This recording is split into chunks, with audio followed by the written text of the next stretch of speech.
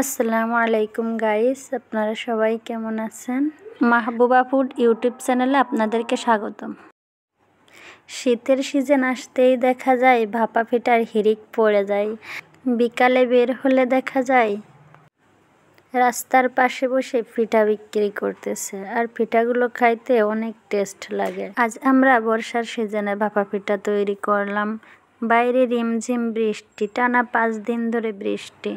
এই বৃষ্টিতে যখন বাইরে বের হতে পারি না, তখন রুমের মধ্যেই থাকা লাগে। আর তখন মনটা শুধু খাই খাই করে যে কী খাবো কী খাবো। সেই ভাবনা থেকেই আমরা আজ ভাপা পিঠা তৈরি করলাম। শীতের পিঠা দেখি বর্ষাতেও সুন্দর। দেখতে যেমন সুন্দর হয়েছে, খাইতেও কিন্তু সেরকমই টেস্ট। ভাপা পিঠা তৈরি করার জন্য আমি 3 প্রকারের চাউল নিয়েছি।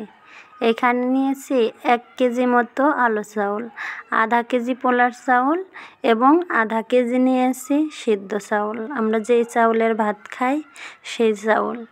3 রকমের চাউল একসঙ্গে মিক্সড করে তারপর ব্লেন্ডার করছি। বাইরে যেহেতু অনেক বৃষ্টি হচ্ছে, এই কারণে বাইরেও যাইতে পারতেছি না, মিল থেকেও গুঁড়ো করতে পারতেছি না, এই কারণেই ব্লেন্ডারে গুঁড়ো করছি।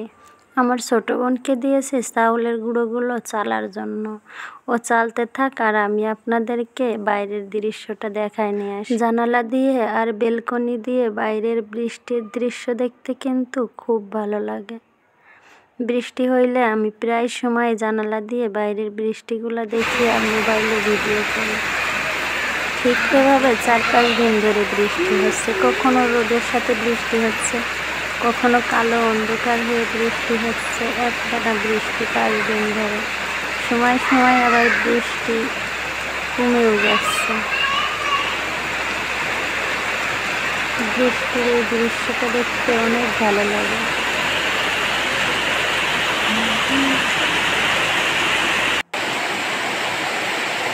লিচু গাছটা অনেক সুন্দর লাগতেছে। এদিকে আমাদের চাউলের গুঁড়াগুলো প্রস্তুত হয়ে গেছে। এখন ভাপা পিঠা তৈরি করার জন্য সুজি তৈরি করব। প্রথমে সুজি তৈরি করার জন্য দিয়ে দিছি লবণ, তারপরে দিয়ে দিচ্ছি জাল করে রাখা গরুর দুধ। আমরা কিন্তু গরুর দুধ দিয়েই ভাপা পিঠার সুজি তৈরি করি, কোনো পানি দেই না। দুধ দিয়ে ভাপা পিঠা সুজি তৈরি করলে খাইতে অনেক টেস্ট লাগে। এদিকে আমার ভাগ্নি রাইস কুকারে পানি দিয়ে দিচ্ছে ভাপা পিঠা ভাপ দেওয়ার জন্য। আর আমার ছোট বোন আর বড় বোন মশারির কাপড়ে করে ভাপা পিঠা সুজি তৈরি করতেছে। এগুলা হচ্ছে নারকেল। ভাপা পিঠার মধ্যে নারকেল দিলে খুব সুন্দর একটা সেন্ট হয়, খাইতেও খুব সুন্দর লাগে। অনেকে আছে ভাপা পিঠার মধ্যে নারকেল দেয় না। আর ভাপা পিঠার মধ্যে যে পাটালিটা দিয়েছি, এই পাটালিটা শীতের সময় কেনা ছিল, ফ্রিজে রেখে দিয়েছিল। আর এই পাটালির জন্যই মূলত বর্ষার সিজনে ভাপা পিঠা তৈরি করার আয়োজন। আমরা যেহেতু রাইস কুকারে ভাপা পিঠা তৈরি করব, এজন্য ঢাকুনের উপরে চৌকা না করে সমান করে দিতে হবে। আমরা 3 বোন আর একটা ভাগ্নি আছে, 4 জন মিলে আমরা পিঠা তৈরি করতেছি। আর আমরা এই 4 জন যখন এক জায়গায় হই, তখন আমরা অনেক রকম খাবার তৈরি করি। আমার বড় আপার তৈরি করা ভাপা পিঠা খাইতে সেই স্বাদ। প্রত্যেক বছর শীতের সময় আমরা আমার বড় আপার থেকেই ভাপা পিঠা তৈরি করি। ওই সবাইকে ভাপা পিঠা তৈরি করে খাওয়াই। এই ভাপা পিঠা তৈরি করতে আপার অনেক কষ্ট হয়, কারণ আমরা ফ্যামিলিতে অনেক মানুষ, প্রায় 12-13 জনের জন্য ভাপা পিঠা তৈরি করতে হয়। আশেপাশের প্রতিবেশীকেও মাঝে মাঝে পিঠা দিই, এই কারণে আরও বেশি করে তৈরি করতে হয়। আজকের এই ভাপা পিঠা তৈরি করতে করতে রাত হয়ে গেছে। ভিডিওটা রাতের। আমার বড় আপা যখন পিঠা তৈরি করতে ব্যস্ত, ঠিক তখনই আমার আপার বান্ধবী আমার আপাকে কল দিয়েছে। ফোন রিসিভ করার পর বলে, তোদের ওখানে অনেক মানুষের কথা শোনা যাচ্ছে, এত রাতে তোরা কী করিস? আমার আপা বলল ভাপা পিঠা তৈরি করতেছি। আমার আপার বান্ধবী বলল, বর্ষার সিজনে কি ভাপা পিঠা ভালো লাগবে খাইতে? আপা বলল, বানাই দেখি, খেয়ে কেমন লাগে। আমরা কিন্তু ছোট ছোট ঢাকুন দিয়েই ভাপা পিঠা তৈরি করি। রাইস কুকারের জালির উপরে 4টা করে ভাপা পিঠা তৈরি করা যায়। ভাপা পিঠাগুলো আমরা মশারি দিয়ে ঢেকে দিই।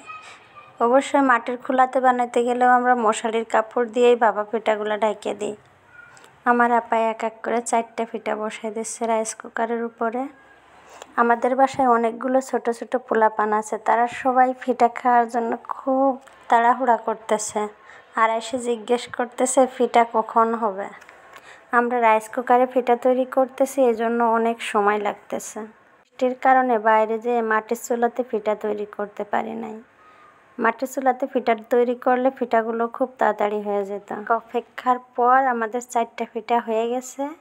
এখান থেকে 2টা পিঠাই ভেঙে গেছে আর 2টা পিঠা ভালো আছে। আমার আপা পিঠাগুলো তুলতেছে।